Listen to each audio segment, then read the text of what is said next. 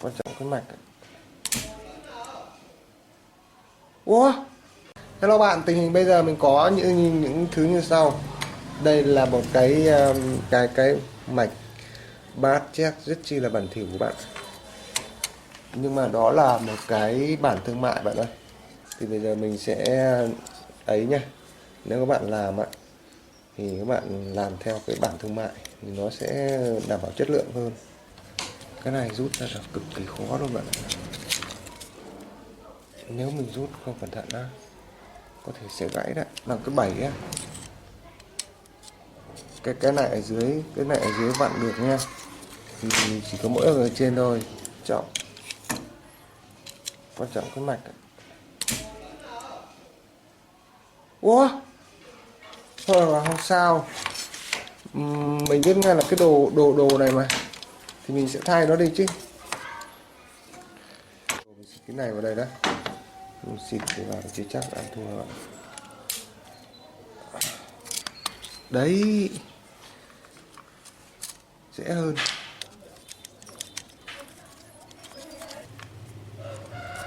Cuối cùng thì cũng ra nhé bạn, còn một em led nữa là thôi. Cho nó mọi thứ gì, nhưng mà phải tháo em led này ra đấy chứ, ai để cái này đâu. Nó đâu có chịu ra đâu bạn, vào đất luôn rồi bạn ơi. Thôi rồi, không sao, bây giờ quên cái đoạn đó đi. 1 2 3 4, 4 chú điện trở bạn ạ, 4 chú điện trở, 4 5, 4 chú điện trở và 5 chú tụ nhá. Cái loại này 50k bạn ạ, 5 thay cái loại 50k thôi, 50k ôm thay vào đây. Bây giờ mình sẽ vẽ lại này, toàn bộ từ đầu đến đuôi luôn này, phóng to nó lên nhá. 2 3, đây là volume 50k nhé, 50k ôm, 50k ôm. Đây là bass 50k ôm. In thì chạy vào đây đúng không, chạy vào đây thì cho cái chạy in này, in cộng nhá, vào đây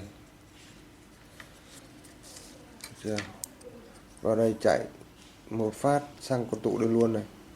Bạn nhìn theo, vào đây nha, chạy câu sang con tụ đây này. Đây chính là con tụ này, con tụ này là chạy câu sang con tụ này luôn. Chạy câu con tụ này thì mình sẽ vẽ này, con tụ này á là bạn nhìn thấy không, 102 đúng không, viết là 102 này, 02. Và từ chân con tụ này, từ chân con tụ này chạy thẳng lên đây, chiết áp gọi là check luôn. Đây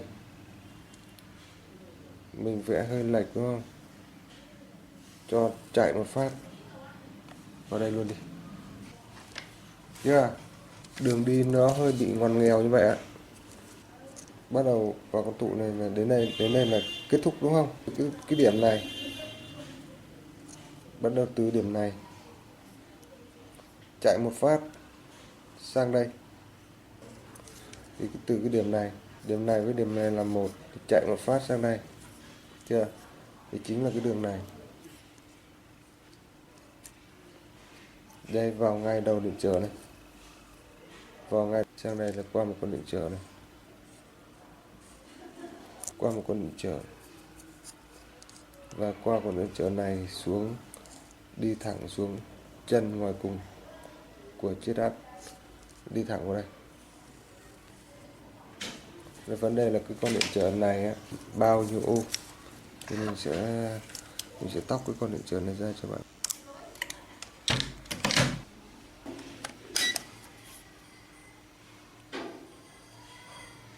Bạn thấy không, 6,92k, 9k ôm, nhưng mà các bạn lấy 6,5k thôi cũng được. chưa? Rồi chạy vào đây và vào chân số 3 bát. Thì cái chân số 3 này có một con tụ này, chạy câu chỗ này, từ đây đến đây là con tụ, chính là con tụ này. Đây con tụ này 103. Tức là đây, từ đây xem đây là con tụ 103. Con tụ 103. Con tụ 103 này chạy đi đâu? Chạy vào chân giữa này. Đây. Câu đây chạy vào chân giữa này. Rồi chạy tiếp này. Sang chân bìa, chạy tiếp sang chân bìa nhé. Chạy tiếp.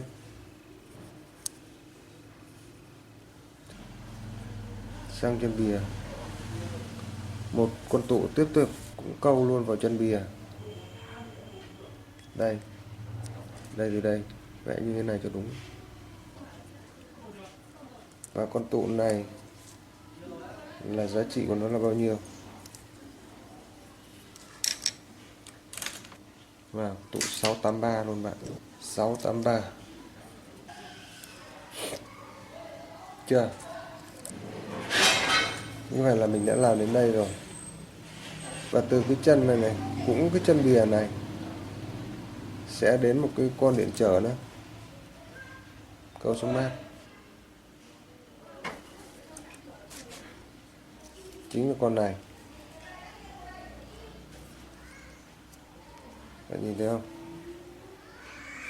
Phát là xuống rất là nhiều luôn đó. Vậy thì cái con điện trở này là bao nhiêu?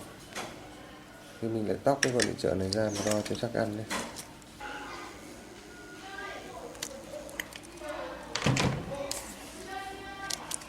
Không có điện thông khó không?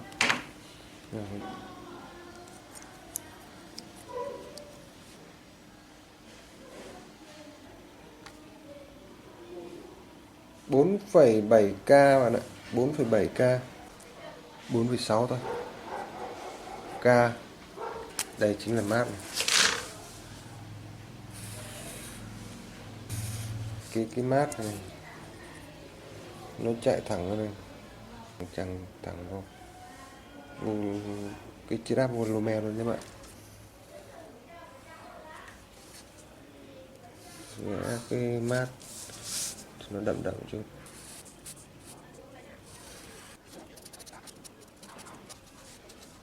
Mát ạ. Bây giờ nhé, lúc nãy là vẽ đến đây rồi, thì từ đây sẽ chạy đến đây, chạy thẳng qua đây đến một đầu một con điện trở này. Bạn nhìn thấy con điện trở này không? Con điện trở này sẽ đi xuyên qua đây, đi xuyên qua đây để vào chân giữa. Đây chính là chân giữa của chiếc áp check. Thì nó sẽ đi như thế này vào đây, và con điện trở này sẽ là bao nhiêu ôm? Chính là con này.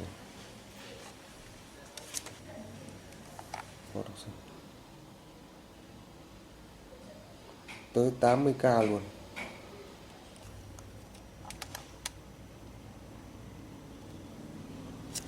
Này con này 80K thì cứ 80K thôi. Đến đây rồi đúng không? Chính là cái con này đúng không? Nó phải tháo ra đây. Đến đây nó chạy tiếp sang đây, có một con tụ này, và chạy tiếp một phát đến chân ngoài bìa của chiếc áp volume.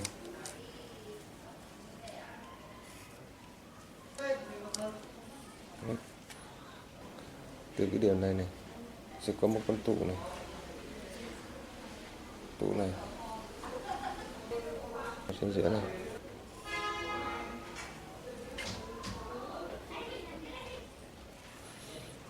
Tụ này bao nhiêu? Mình tháo ra tất cả bạn ơi. Nó tóm lại là nó quá cũ rồi, bị vỡ.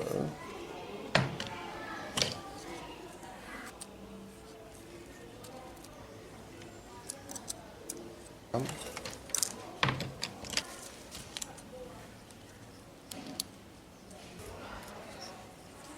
Vỡ rồi, tan nát rồi. Số mở luôn, không đọc được luôn. Đấy, cái tụ này tí nữa mình dần sau nha. Bút rotor liệu mà nó bị vỡ tan nát rồi. Thì bây giờ đến đây này, đến đây là mình nói là cho nó chạy ra bút A M B, là giam ly các bạn, giam ly nhá. Đây này, chính là cái này này, dây này đấu vào đây là ra đây bạn, ra bao mạch. Vậy út âm ly này là dương này, và một út nữa ra âm ly này là âm này. Còn đây là in vào này, in vào đây một đầu này, in vào thẳng mát một đầu nữa này, âm in này. Yeah. Còn ngoài ra thì nó còn có thêm cái, đây là cái đường 12V để thắp cho bóng led này.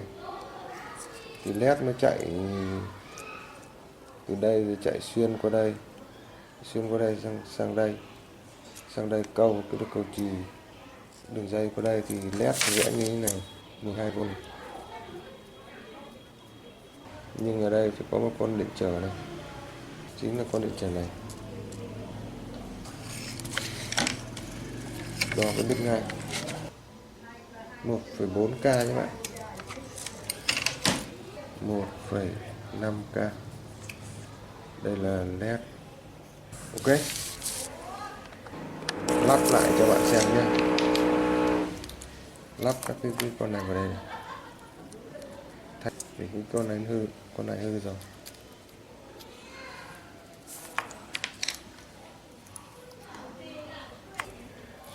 Như vậy là cái con tụ này tụ này tầm cỡ 102 thôi, nhưng mà chính là con này này, tức là ra này, ra chỗ nào thì tại trên cái mạch đây thì phải ra ở đây là ra âm ly, và các bạn có thể đấu ra âm ly bất kỳ âm ly nào. Thì ở đây mình đấu nó nằm ở đây. Cái dương này, đây là nguồn điện dương này, để mình bỏ ra, mình chỉ đấu dây tín hiệu thôi. Còn dương thì hiện tại là mình chưa đấu led. Bên đây mình tạo cái này nha, thì cái dương này là đấu vào đây, in thì đấu vào đây, thì các bạn có thể đấu vào đây.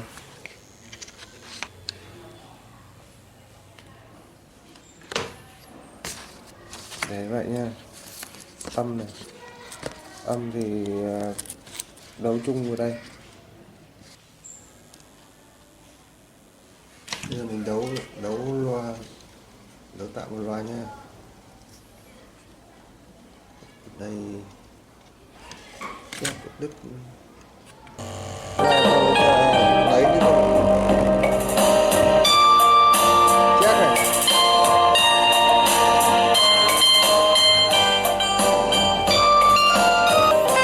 Bao này, bao này.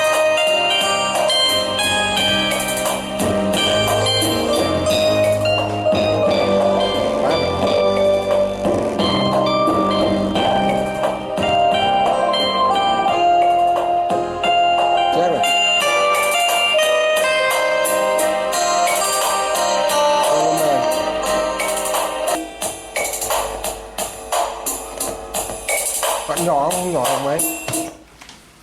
Ý con này này, con này thay bằng con đây, chính con này này. Con này là con này bạn, nhưng mà thay bằng cái con 224 là lớn quá, nên mình sẽ kiếm một cái con 103 thôi. Mình thay nó bằng cái con 4 vứt này, theo cái con 103 này, thay 103 không ạ? Mình thử xem có ngon không nhé. Là mình đã thay một cái con 103 vào nhé bạn nhé. Giờ mà nói xem nào. 103 vẫn to. Đây.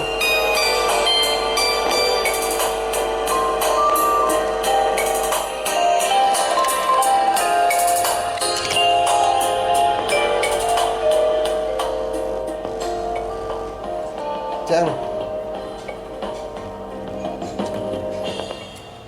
bát 103 vẫn to bạn ạ.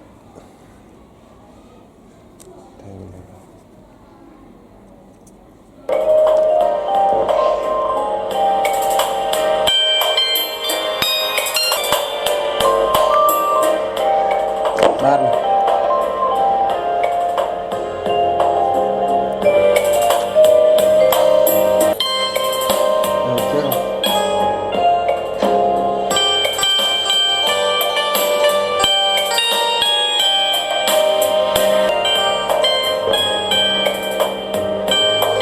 Bát ạ.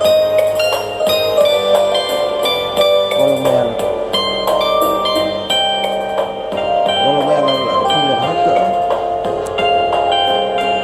Cái này là con này